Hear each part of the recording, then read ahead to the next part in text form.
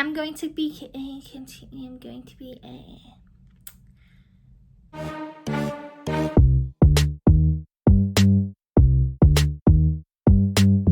Welcome back to my channel, and today I'm bringing you the last episode in my 2024 Trash Talk series.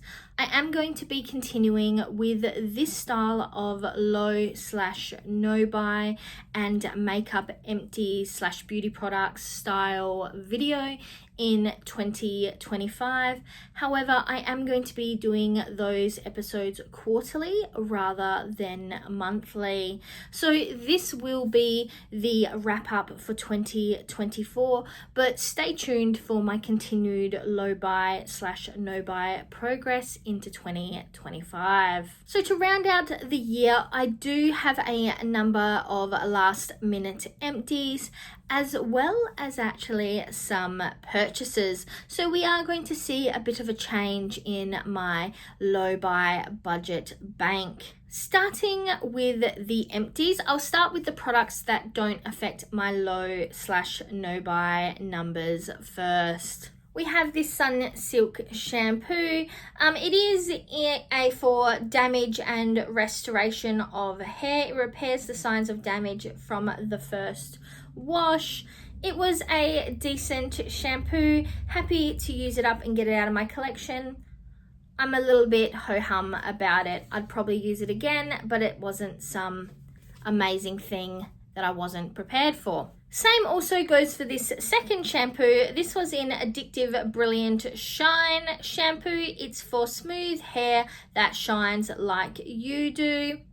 It was a decent shampoo. I enjoyed the smell, but nothing spectacular for that one either. Then we have this little Pantene moisturizing conditioner. It is in the Deep Hydration from Root to Tip for dry hair.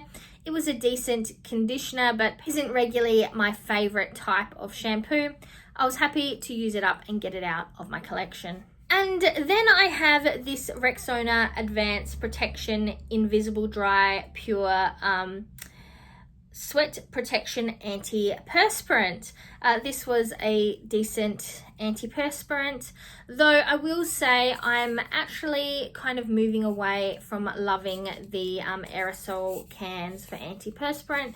I do still have a few in my collection, but when they're done, I'm not sure if I'll continue purchasing them. So those are the 4 items that don't have any effect on my low/no buy, but I was interested in knowing from your perspective, do those products interest you, or are you only interested in hearing about my trash that is associated with my low/no buy categories?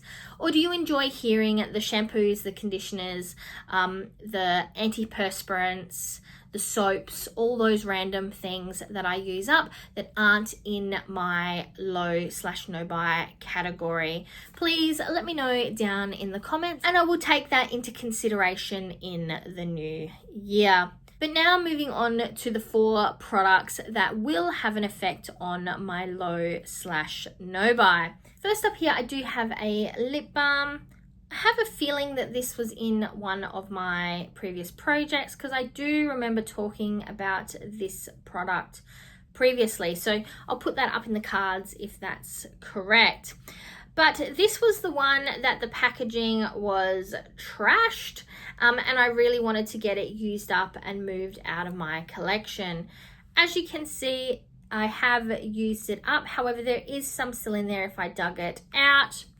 But I didn't love it enough to do that, and considering how damaged the packaging is, I just can't be bothered dealing with it any longer. This does give me 1 point to my lip product category. However, that category is a no buy category, so we are not purchasing any lip products at this time. I then finished up this Byes makeup setting spray in natural finish. It was a decent setting spray. It did the job, but I'm happy to have this one out of my collection.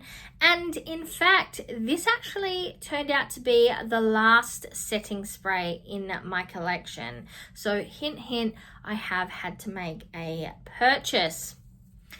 So this added another point to my low buy for that category, which actually left me with 5 points going into my purchases. I then used up a moisturizer. This is the Estee Lauder Resilience Multi Effect Moisturizer.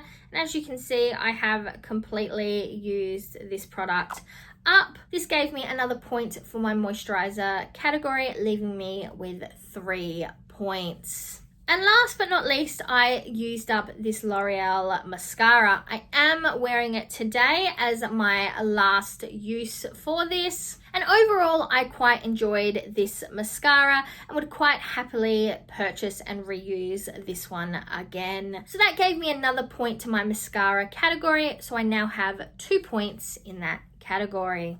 So to recap, up here on the screen, you will see first off the categories from the 4 products I've just used up and the additional point I have added to those categories. So as it says, my lip products are now sitting on 2 points, my setting sprays on 5 points, my moisturizers on 3 points, and mascaras on 2 points.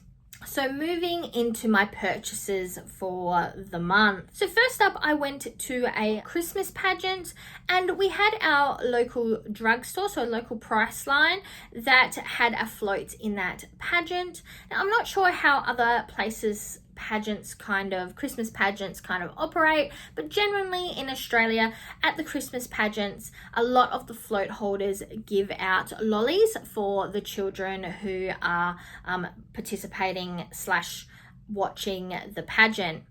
However, Priceline actually gave out some makeup products. So these are 2 of the 3 makeup products I got. I can't find the other one, but it was a brow product. This one here is a NATO tinted lip balm. This one right here in the shade Nude. So it does say on here that these are for gifts only, not for resale. So I'm imagining these products were things that were like gifts with purchases that they had left over. I also have another NATO product here. And if I remember correctly, I think the brow product is also a NATO product. I'm just not sure where I've put it at the moment. But this is a Glide On eyeshadow stick in the shade Halo. That is what it looks like. But these 3 products, as they were given to me as part of a Christmas pageant, I am classing these as gifts and they will not be going into my low buy budget. So that is 3 products into my collection that don't go to any of my low buy bank points. I did, however, make 2 purchases that will go to my points. Starting with the one that you were most likely expecting was I bought a setting spray. So this is by Emco Beauty and it's the Hydrate and Glow Ultra Fine Mist Setting Spray infused with hyaluronic acid and watermelon extract. It does have a watermelon scent to it and it does really have that real glow in the product. However, I am wearing it today and it does give me a bit of a glow, but it is nowhere near as, I guess, shiny as that W7 one I had was. However, this was the cheapest one I could find in my local supermarket. So we don't really have much makeup products where I mainly live. So I did choose to purchase the cheapest one. So I possibly wouldn't have picked this one if I had a larger choice or a larger selection that I could have picked from. However, this is worth 2 points, so it does bring my setting spray category down to 3 points remaining. Though on top of that, this is my only setting spray currently in my collection. So I'm interested to hear what you think I should do. Should I continue having this category in my low/no buy, or should I change the amount of points that it will take to purchase one of these products from 2 points to 1 point, so it ends up a bit more of a 1 in, 1 out style?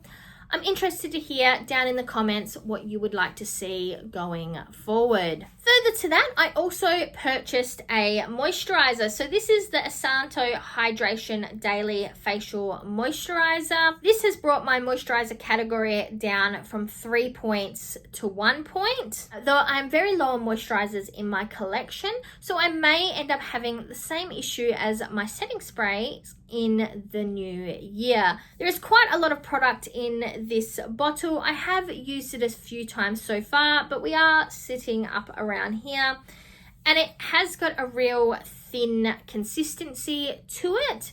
So I'm happy to have this in my collection, and so far I am enjoying this product. So that means 2 of my categories, the full information will be up here, have had a decrease in my beauty budget points, which brought my setting sprays down to only 3 points and my moisturizers down to 1 point. So overall in my beauty bank, you'll see here on the screen my overall points so far. Though a number of these are no-buy products, I'm interested to hear what you think I should do with the no-buy products in 2025.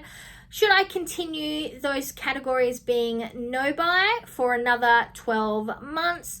Or do I shake things up a bit, allow them to be on a low buy, or potentially allow them to be on a low buy, but instead of costing 2 points per new purchase, it will cost 3 points per new purchase? I'm interested to hear down in the comments all your thoughts, feelings, and otherwise. But with that, that's all I have for this 2024 Trash Talk finale. Stay tuned for my 2024 full year of makeup empties, which will be coming out in the next week. Otherwise, I hope you have a happy holiday season and a fantastic new year.